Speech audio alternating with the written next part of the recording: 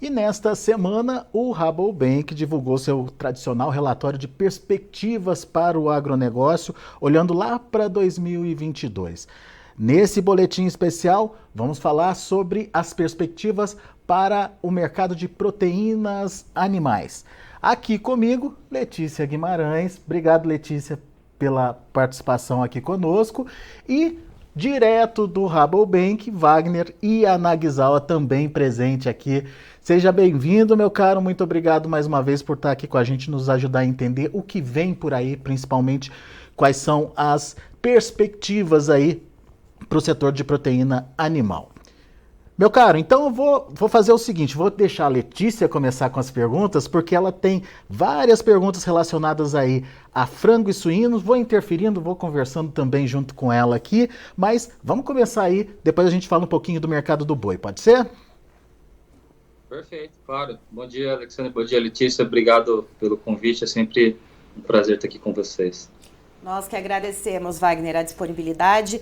E eu queria começar conversando com você a respeito da carne suína, já que o Brasil tem uma relação de extrema dependência com a China na questão das exportações. A gente, quando soma, né, a carne suína embarcada para a China e Hong Kong, é cerca de 70% do que o Brasil embarca. Então eu queria saber o que a gente pode esperar para esse final de ano, né, como que a gente deve fechar 2021 e o que o Rabobank projeta para o ano de 2022 para esse setor. Bom, vamos lá. Bom, com relação à China e a questão da produção de suínos, de fato, eles estão tendo alguns desafios esse ano, principalmente com relação aos preços, né? Estão ocorrendo alguns desestímulos lá por conta dos baixos preços. A gente tem uma análise de que pelo menos nos últimos 6 meses, né, a produção lá tem realmente trabalhado com margens negativas, né, por conta dos aumentos de custo de produção e redução de receita. Então isso de fato está trazendo um incremento de produção lá muito forte. A gente já esperava essa recuperação de produção esse ano, pensando que 2020 foi o pior ano de produção lá de carne suína, desde a entrada da PSA em 2018, e a gente está, então, já projetando esse ano uma queda de 10% na demanda chinesa por carne suína, porém o Brasil esse ano tem saído realmente muito bem nessa questão das exportações, porque mesmo com esse cenário de redução de demanda por parte da China que já está acontecendo, a gente tem conseguido avançar as exportações lá na casa dos 14% em volume no acumulado até outubro com relação ao mesmo período do ano passado, mostrando que a gente tem conseguido avançar nas importações da China, né? Não só a China sendo nosso maior importador, mas a gente também agora assumindo a segunda posição como segundo maior ofertador de carne suína para o mercado chinês, atrás apenas da Espanha, ultrapassando os Estados Unidos. O grande ponto para o ano que vem, em termos de demanda, é que, na nossa visão, a produção da China deve continuar seguindo esse ritmo de melhora, como a gente está vendo esse ano. Claro que com um patamar aí de crescimento bem menor, na casa dos 3%, basicamente refletindo os desafios, os estímulos que estão ocorrendo hoje, principalmente com relação à liquidação de matrizes, né? Então, isso deve impactar, sem dúvida, no apetite do chinês para o ano que vem em termos de carne suína, porém, a gente tem uma questão também de vantagem competitiva, que é a questão cambial, né? A gente pode continuar conseguindo bons volumes para lá. O grande ponto de atenção é que a partir do ano que vem, também, né, seguindo o ritmo desse ano, aquela estratégia de redirecionamento de cargas por conta dessa demanda suína, que já tinha uma data aí para, em tese, acabar, né, de voltar aos patamares normal de 2018. Então, esse desafio fica para o setor aqui dos exportadores, porque, sem dúvida, é um volume interessante aí, que a gente já tem uma data aí, em tese, para acabar, né? Wagner, eu queria tirar uma dúvida com você a respeito dos números, né? Você traz, então, essa projeção do Rabobank de aumento na produção de carne suína na China para o ano que vem, enquanto o USDA, o Departamento Norte-Americano de Agricultura, traz uma projeção de recuo na produção de carne suína na China para o ano que vem, em torno de 14%. Qual que é a divergência entre essa visão do Rabobank e essa visão do USDA? Quais são as diferenças entre os cenários que vocês enxergam? Bom, considerando o momento agora realmente de alta volatilidade, os cenários bases para o ano que vem tem um pouco de divergência entre, né, nossas projeções e os dados do USDA, mas basicamente é um pessimismo um pouco maior em termos de recuperação de produção, visando esse alto abate de fêmeas, principalmente de reprodutoras, que estão ocorrendo agora. Vários desestímulos, não só com relação à questão dos preços, né, mas a gente vê que a questão da PSC lá tem impactado. O grande ponto é que, na nossa visão, a liquidação das fêmeas menos produtivas hoje, dando lugar às mais produtivas e mantendo esse ritmo de recuperação de rebanho, como a gente pontuou, deve trazer um cenário de aumento de produção para o ano que vem. É um pouco divergente do que eles estão vendo com relação ao SDA, que está um pouco mais pessimista em termos de recuperação, claro, pensando no cenário de volatilidade, onde a PSA ainda está ativa, ainda não, eles estão entrando agora no inverno, que é um período do ano um pouco mais delicado, mas a divergência é basicamente com relação à capacidade de recuperação de produção, que na nossa visão está um pouco mais alinhado com uma recuperação em detrimento do SDA, que está esperando uma quebra, né, dessa recuperação e uma consequente redução de produção para o ano que vem. Ô Wagner, você falou aí da questão dos preços dos suínos desestimulando o produtor por lá, mas teve uma recuperação aí recente aí nos preços pagos lá no mercado interno. Essa recuperação já é satisfatória a ponto de voltar com os investimentos? Não, ainda não é. Se a gente for ver os patamares, eles ainda estão bem parecidos com aquele momento ali do segundo semestre de 2019, quando teve a alavancagem de preços. Então é um momento positivo, porque de fato o governo tem dado bastante subsídio, né, para a produção. Destaques aí para a questão das compras, né, para os estoques. A compra que foi feita agora no mês passado, no dia 10 de outubro, foi 30 mil toneladas superiores às compras que foram feitas nas primaveras. Eles também têm dado subsídios bastante através de financiamentos, né, principalmente para os perfis de produtores de escala, né, médios e grandes produtores, para ter manutenção, garantias em termos de estabilidade de produção. E também estão limitando a produção dos produtores menos eficientes, né, que não estão conseguindo se adequar aos protocolos ambientais e também com relação ao desafio dos vírus, né, como disse que a PSA ainda continua ativa. Então tende a ter um cenário de recuperação de preços, está um pouco aquém do que a gente estava esperando, então a demanda da China agora nesse quarto trimestre não deve ter grandes saltos de recuperação, como a gente viu ali com relação ao terceiro e segundo trimestre. Porém, como eu disse, para o Brasil ainda a gente deve fechar esse ano de uma maneira positiva, né? Mas o grande ponto realmente é esse aumento de produção vindo através o excesso de oferta vindo através de liquidação de animais, né, que de fato não é uma maneira saudável de recuperar o rebanho e que, sem dúvida, como a gente comentou, vai trazer impactos aí, principalmente com relação à capacidade de reprodução, né, de capacidade de reaumentar não só o rebanho, mas a produção também para os próximos anos. E Wagner, esse excesso de oferta pontual nesse momento de carne suína lá na China, a gente vê inclusive alguns reflexos, né, aqui no Brasil, conversando com analistas, apontam para redução, né, renegociação dos contratos da carne suína importada aqui no Brasil. Essa oferta em excesso pontualmente agora pode gerar um gap lá na frente e isso de repente dar um rebote e aumentar as importações de carne, principalmente aqui no Brasil? O momento agora é realmente especial lá na China, porque é um momento onde eles estão se preparando para fazer os estoques para a entrada do Ano Novo Chinês em fevereiro do ano que vem. Então, geralmente até o mês que vem, a segunda semana do mês, normalmente é o período que eles fazem um acúmulo de importação para esse período.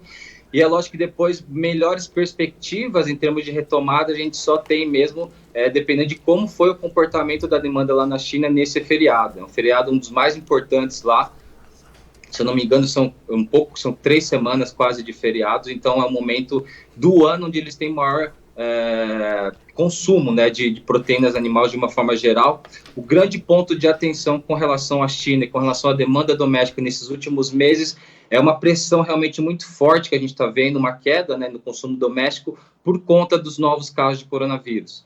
O governo chinês tem adotado uma política de tolerância zero com relação a novos casos, então quando existe uma notificação de novo caso, eles aplicam um lockdown e acaba fechando toda, né, a circulação de pessoas. E a gente vê que tem um impacto direto no setor, principalmente de food service, lá nos restaurantes e hotéis, que acaba reduzindo, né, trazendo uma pressão maior em termos de demanda, né. Então, isso pode até Isso até é um dos pontos, né, que justificam essa questão também da suspensão das importações de carne bovina, né, porque eles não têm um cenário de pressão lá para consumo doméstico, muito pelo contrário, está bastante limitado por conta desses eventos de lockdown. A gente cuidou muito da China, né, até agora, Wagner, mas dá para analisar o que pode acontecer no mercado interno? Quais são as perspectivas para a carne suína no mercado interno? Em questão de demanda, em questão de oferta, questão de precificação? Bom, a gente viu que o setor de suinocultura e avicultura realmente foram bastante desafiados esse ano em termos de custo de produção, principalmente por conta do custo da ração. A carne de frango conseguiu repassar esses aumentos para o mercado doméstico, mas a carne suína a gente viu que os aumentos de produção que estão sendo registrados esse ano com relação ao ano passado estão trazendo desafios maiores com relação a esses repasses de aumento de custo de produção, né? Então, se a gente for ver os preços do suíno no mercado doméstico, tanto do suíno vivo quanto da carcaça, eles ficam intercalando entre momentos de altas e quedas, basicamente porque a gente vê aquele momento de sazonalidade dentro do mês. A gente vê a primeira quinzena um pouco mais forte, consegue aumentar as cargas de venda, aumenta preço, na segunda quinzena acaba arrefecendo um pouco a demanda para o lado da indústria, acaba pressionando. Até um destaque maior agora desse mês de novembro, que a gente até está vendo um cenário de pressão, né, de preços, no momento onde nos meses anteriores estavam ocorrendo até uma valorização. Então, de fato, é um desafio grande, não só por conta desse aumento de custos, né, mas por conta da questão de demanda doméstica. Tem conseguido avançar o consumo doméstico em detrimento da carne bovina, que esse ano deve registrar mais uma queda no consumo doméstico, mas os desafios mesmo estão sendo com relação a esses aumentos de produção, né? Então, está trazendo níveis de oferta um pouco maior do que o mercado doméstico está conseguindo absorver, sem contar o lado do exportador, que tem níveis de demanda positiva do lado da oferta, né? Vide que a gente comentou, principalmente por conta da China, tem alavancado as exportações. Mas para o mercado doméstico, realmente é um desafio um pouco maior esse aumento de produção que a gente está vendo esse ano.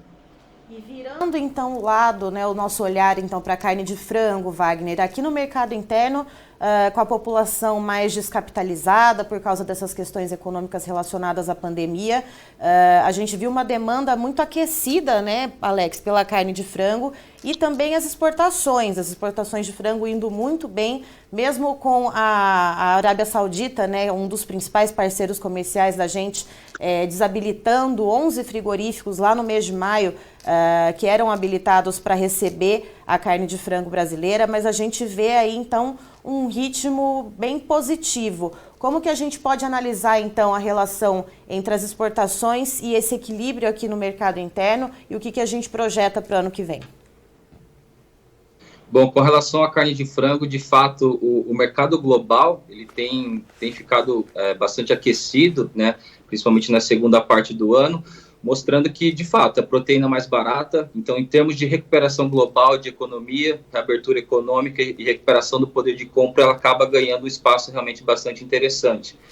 O Brasil, sem dúvida, está num cenário especial e positivo em termos de exportação, mesmo considerando, como você comentou, essa queda das exportações para a Arábia Saudita, que, de fato, não está no nosso cenário base, aí, pelo menos nesse curto prazo, a retomada dessa parcela das plantas que foram suspensas, e também a China, que é o nosso maior importador de carne de frango, tem aumentado bastante a produção, né, nesses últimos anos para mitigar essa menor oferta de carne suína. Então já é uma demanda que está em arrefecimento conforme o esperado.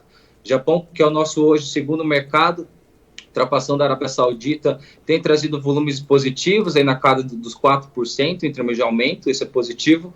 O grande ponto é que a gente está vendo um efeito compensatório de outros mercados importantes, né, como a África do Sul, como Emirados Árabes, a própria Europa, lá na questão da Holanda e o Reino Unido, tem trazido volumes, oportunidades interessantes para o Brasil, e também não menos importante a questão do México, né, foi um dos países que mais avançaram em variação esse ano, em termos de importação, elevaram cota, e o Brasil realmente tem saído bem nesse sentido. O grande ponto de destaque, pensando para o ano que vem, é que a gente deve ver um sinal aí de redução de demanda por parte do México, não só por conta de recuperação de oferta de carnes lá, de proteína animal, mas também porque a gente está vendo hoje os Estados Unidos sendo bastante desafiado por conta de mão de obra dentro das processadoras, dentro dos frigoríficos. Então, eles têm repassado lotes de carne para ser desossado no México com preços menores. Então, esse mercado deve ser difícil do Brasil conquistar, né, em termos de share de exportação dos Estados Unidos. Esse é um único ponto de atenção para o ano que vem, que a gente deve ver um arrefecimento. Mas, de fato, se a gente for ver os últimos 2 meses, né, outubro e setembro, das exportações brasileiras, o aumento comparativo com relação a setembro e outubro do ano passado está na média de 22% de volume. Então, realmente é um aumento muito grande, que aí no acumulado de janeiro a outubro, aí, nos nossos dados aqui, 9,8%, quase 10% de aumento no volume com relação ao mesmo período do ano passado, e em faturamento em dólar um aumento ainda maior, né, de quase 25%. Então, de fato, tem trazido bons resultados aqui para o mercado doméstico, né, por conta desse aumento de demanda, mas também nas exportações. Bom, com relação aí a novos mercados, Wagner, algum vem se destacando, algum mercado a ser priorizado aí pelo Ministério da Agricultura, algum que está chamando a atenção aí de vocês? Bom, nesse momento de recuperação e principalmente pensando em competitividade, né, do Brasil, principalmente com relação a preços, a gente vê que, no caso do México, ele deve, né, para esse final de ano, esse curto prazo, deve continuar trazendo algumas oportunidades. A gente vê países que estão sendo bastante fragilizados em termos de capacidade de poder de compra. Isso também é um cenário interessante. A gente pode conseguir mais algumas oportunidades lá na Europa. Estão sendo bastante pressionados lá em termos de custo de produção, não? Mas a gente não deve ver grandes mudanças para o ano que vem, né? A gente deve continuar com a Arábia Saudita em termos de demanda estabilizada, como a gente está vendo nesses últimos 6 meses. Japão, um cenário pode até trazer incrementos aí, não muito grandes, talvez na casa de 3 a 5% em volume para o ano que vem para o Brasil. E a China deve continuar sendo nosso maior importador ainda de carne de frango, mas também num cenário de arrefecimento, né? Não só por conta de aumento de produção de frango, mas também por conta de recuperação do rebanho suíno. Então, acho que nesse cenário aí de fragilidade, a gente pode achar algumas oportunidades na Europa, ali na Ásia, porém, a gente não deve grandes mudanças como a gente tem visto nos últimos anos aí. Wagner, desculpa, Alex, Pode? acho que você ia perguntar alguma coisa? Não, eu ia só confirmar com ele essa dependência da China. Ela pode ser tão desafiadora quanto é para o bovino, para a carne bovina, ou essa relação de consumo com a China, ela é mais garantida, digamos assim, Wagner? Bom, a gente tem que a demanda chinesa, com relação a frango, ela deve aumentar um pouco mais, se a gente for comparar com os níveis pré-PSA de 2018, basicamente porque, na nossa visão, as mudanças de hábitos de consumo que estão ocorrendo hoje, principalmente na migração, né, do consumo de carne suína para carne de frango, a gente acredita que uma parcela da população chinesa vai migrar para o consumo de frango de forma permanente, né? Então, é por isso que a gente acredita que os níveis de recuperação de rebanho da China, ela deve ficar um pouco abaixo dos níveis pré-PSA, basicamente porque uma parcela da população chinesa que está migrando para frango hoje deve se manter. Lógico que isso deve trazer um pouco de oportunidades para o mercado local, né, em termos de produção, mas também pode trazer oportunidades em termos de exportação, né, principalmente se a gente for ver questões de preço. E isso, mesmo pensando em cenário de médio e longo prazo, em termos de competitividade, principalmente por conta dos custos de ração, né, de produção de grãos, a gente deve se manter competitivo e deve continuar trazendo oportunidades, não só para a China, mas para outros mercados também. O grande ponto é que a gente deve ver esse arrefecimento aí em termos de frango, muito parecido com a carne suína, né, basicamente refletindo a recuperação da produção na local. E Wagner, eu queria te fazer uma pergunta, né? Você falou sobre o arrefecimento nas exportações de carne de frango. Entretanto, eu queria trazer aqui uma provocação, né? Nos últimos meses, né, de outubro para cá, a gente vem notando alguns relatos de gripe aviária sendo registradas em alguns países. China, Alemanha, Holanda, Vietnã, Reino Unido, Itália. Esses casos que estão sendo relatados, eles podem trazer algum impacto somente pontual na questão das exportações, né, de carne de frango aqui do Brasil, ou não? Pode haver um impacto a longo prazo? No nosso cenário base para o ano que vem, a gripe aviária deve continuar impactando esses mercados, né? Não é um cenário, a gente não está esperando um cenário de controle para o ano que vem. Então, Então, sem dúvida, a gente deve continuar vendo alguns choques de oferta desses países produtores, principalmente na Europa, e também a gente sabe que a Europa também tem um volume importante que é exportado para a China. Então, essa menor aí oferta nesse sentido, né, de agravamento em termos de sanidade pode trazer oportunidades para o Brasil, sem dúvida, mas ainda vai ser um cenário de volatilidade, né? A gente vai ver mercados melhorando, mercados piorando, mas sem dúvida o vírus em si vai continuar ativo e afetando a produção desses países, principalmente na Europa e também, não menos importante, lá na China, que além dessa questão aí de sanidade, também estão passando por apertos lá em termos de custo de produção de grãos. A própria questão da energia elétrica lá está impactando diretamente a produção de insumos em geral, processamento de grãos e processamento de carnes. Então é um cenário aí bastante volátil, mas que sem dúvida pode trazer oportunidades para o Brasil no ano que vem. Boa, vamos avançar, Wagner. Vamos falar um pouquinho do nosso boizinho aqui, da nossa carne bovina, né? E eu não podia começar essa parte da nossa entrevista falando sobre carne bovina sem entender um pouquinho, sem trazer um pouquinho do que você percebeu também em relação ao que aconteceu ontem, né? B3 despencando depois de um anúncio de que uma doença degenerativa poderia ter trazido aí consequências para o setor. Enfim, depois o mapa veio, explicou e parece que a situação já se reverteu. Mas essa primeira impressão trouxe alguma preocupação a mais para o setor, Wagner? Eu acho que foi bastante interessante a agilidade em termos de uma resposta, né, por parte do mapa, até a própria BIEC se posicionou. Eu acho que nesse sentido foi bastante interessante para o setor, porque foi uma notícia que realmente deve ter, né, pegado o mercado de surpresa.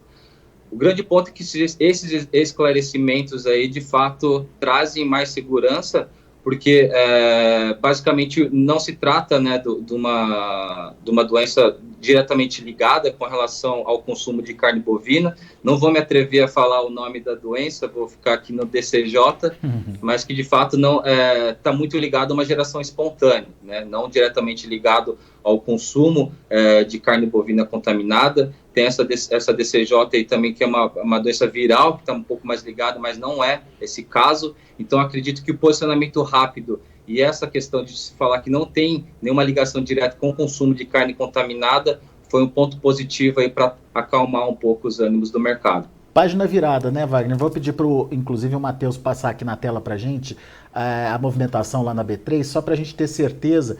E realmente a gente tem aí uma recuperação das altas, né? Ontem caiu muito forte em determinado momento do mercado, teve uma leve recuperação no finalzinho, mas hoje voltando, portanto, para os patamares aí muito parecidos dos de ontem. Ainda não recuperou tudo, né?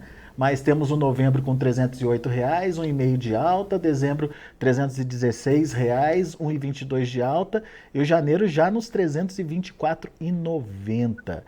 Bom, olhando para janeiro e fevereiro e vendo aí preços voltando para patamares acima dos R$ 320, dá para entender que as perspectivas melhoram para o boi em 2022, Wagner? Qual que é a perspectiva do Rabobank?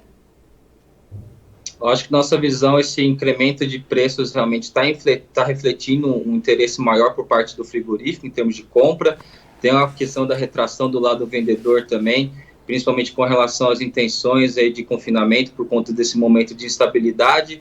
Porém, a gente vê o cenário, sem dúvida, positivo em termos de recuperação de preço, mas a gente vê um pouco de cautela, né? A gente não dá para cravar 100% que esse movimento de recuperação vai ser contínuo, né? Como a gente tem visto aí nos últimos anos.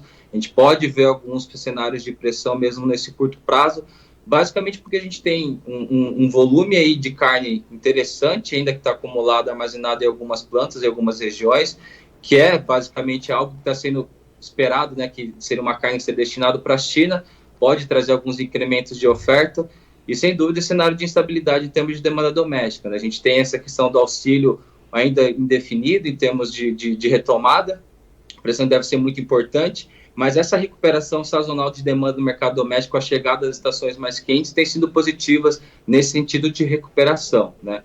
O outro ponto positivo é a questão das exportações para a China, que na nossa visão, pensando mais em longo prazo, até 2025, deve continuar positiva, mas essa apreensão mesmo, principalmente pensando que o mercado chinês tem uma data limite, né, para fazer as importações de carne bovina, pensando no feriado do Ano Novo Chinês, que é ali até a segunda semana de dezembro, tem um prazo para acabar, tem um prazo para limite, né, mesmo pensando nesse efeito compensatório.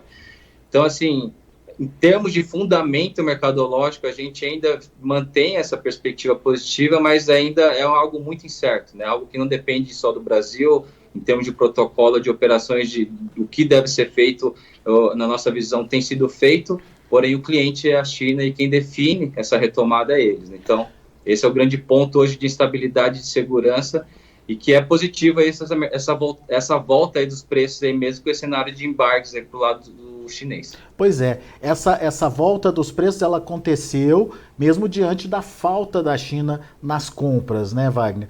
Já dá para dizer, exatamente, você trouxe aí a questão dos estoques, ou seja, ainda tem uma carne que não está encaixada, não está realocada. Mas já dá para dizer que existe um equilíbrio entre oferta e demanda sem a China no mercado? Ou ainda é cedo para isso?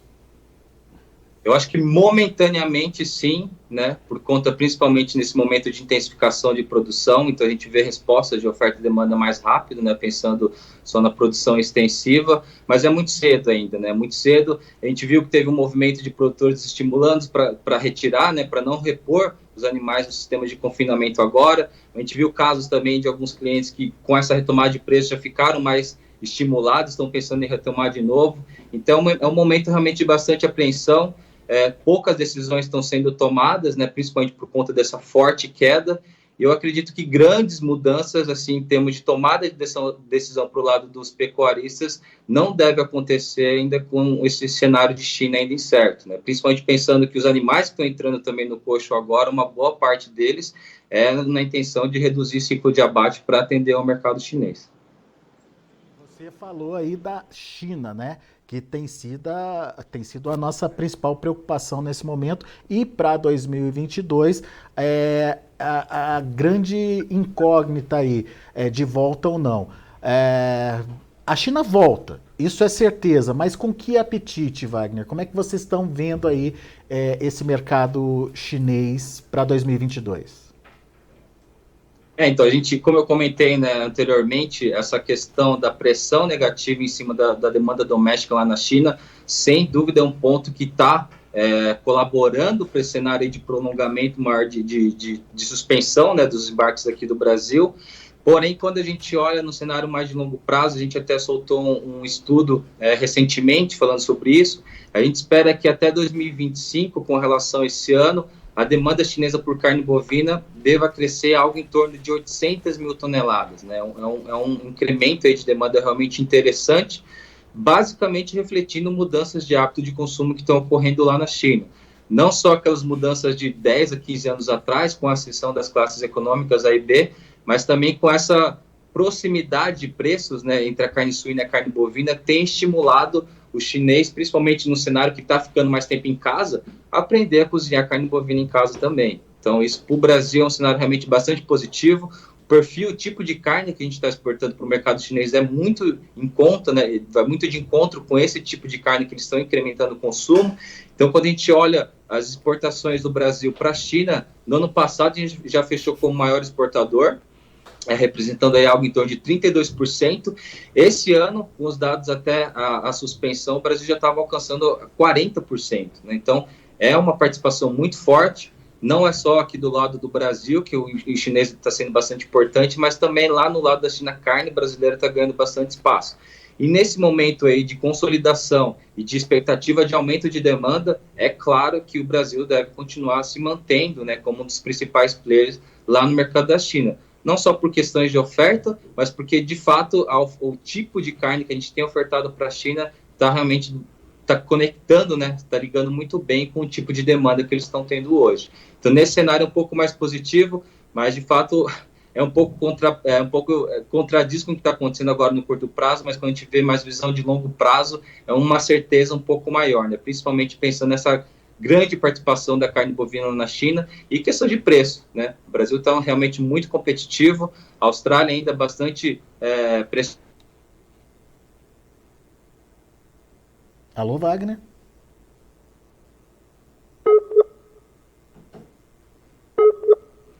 que a gente perdeu o sinal com o Wagner. Vamos ver se... Oi, Wagner, tá me ouvindo? Opa, tô ouvindo, Alexander. Muito Deu bem. uma cortada aqui, né? Você estava falando da Austrália. Que a Austrália, que historicamente sempre foi um grande exportador para o mercado da China, estão com limitações muito fortes, né? Então o Brasil tem ganho oportunidades aí.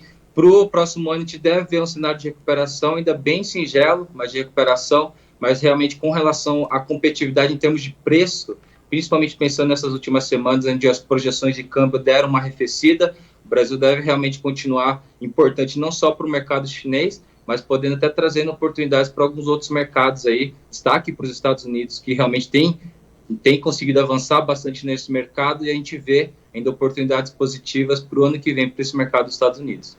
Muito bem. Carne brasileira competitiva ainda, então. Com certeza. Muito bem. Wagner, eu sei que você está apertado com o tempo aí. A gente agradece muito a sua participação aqui com a gente no Notícias Agrícolas. Eu e a Letícia, a gente agradece, portanto, aí as suas explanações e a gente vai voltar a conversar, obviamente, e vai trazer cenários possíveis aí para os setores individualmente, porque isso é muito importante para o produtor, principalmente nesse momento que ele quer saber se investe ou não investe, como é que vai ser o ano, quais são as perspectivas. E a gente falou muito da China, mas tem um mercado imenso aí pela frente para ser conquistado e isso é importante de ser dito. Mas por enquanto, meu amigo, muito obrigado, viu, pela sua participação conosco aqui. Volte sempre, Wagner. Muito obrigado, Alexandre. Obrigado, Letícia, mais uma vez pela oportunidade. Com certeza falaremos em breve. Obrigado a todos também que nos acompanham. Até uma próxima. Muito bem. Estou aqui com a Letícia Guimarães. Letícia, o que você achou dos números aí? Oportunidades virão para o setor aí? É preciso cautela? Principalmente para a carne de frango, existe um cenário muito promissor.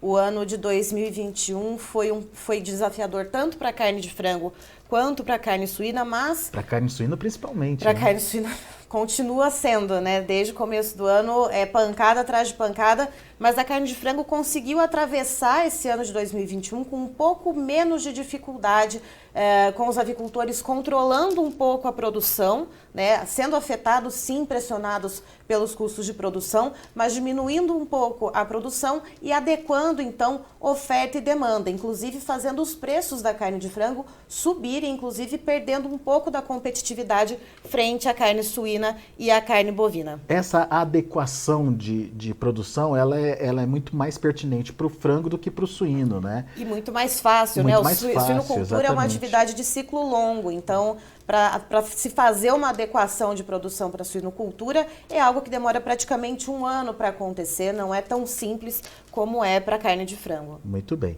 E para o setor de bovinos também, a expectativa é boa. O Wagner lembrou aí que temos um momento muito pontual, né, de restabelecimento dos preços, de volta das altas, mas em função de uma demanda interna e não de uma volta da China. Ele acredita na volta da China para o ano que vem, no entanto, tem todo aquele problema de oferta de carne, de proteína animal, principalmente vindo aí dos suínos lá na China. Até que ponto vai ser possível sobrepor, mas o Wagner acalmou a gente dizendo que até 2025 a China tende a comprar aí pelo menos 800 mil toneladas de carne bovina, porque o chinês ganhou gostou do nosso churrasquinho, da nossa carne bovina brasileira. E é um cenário, né? A carne bovina brasileira, assim como a carne suína, ela tem uma certa dependência da China, né? Quando a gente fala em mercado externo. Mas a China, ela está recompondo o seu plantel de suínos depois de ter sido devastado praticamente pela metade, né? Com a peste suína africana, que entrou com tudo no gigante asiático lá em meados de 2018.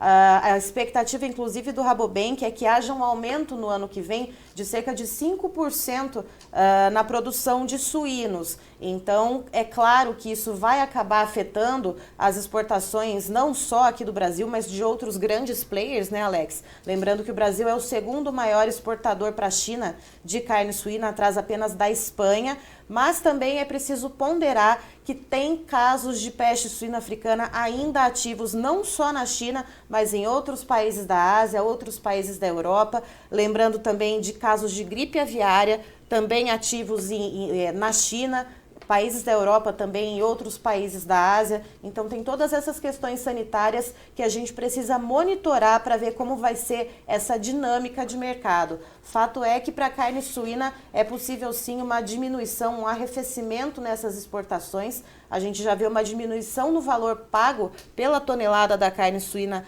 aqui do Brasil e analistas apontam que isso é sim um movimento da China, já que há um excesso de oferta de carne suína por lá, derrubando os preços. Boa. Obrigado pela parceria. Eu que agradeço, Alex. Muito uma bem. honra.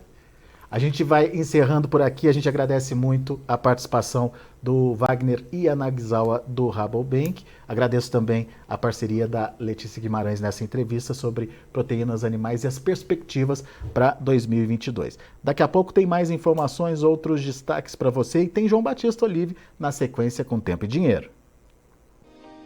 Se inscreva em nossas mídias sociais. No Facebook, Notícias Agrícolas. No Instagram, @Notícias Agrícolas. E em nosso Twitter, @Norteagri. E para não perder nenhum vídeo, não se esqueça de nos acompanhar no YouTube e na Twitch, Notícias Agrícolas Oficial.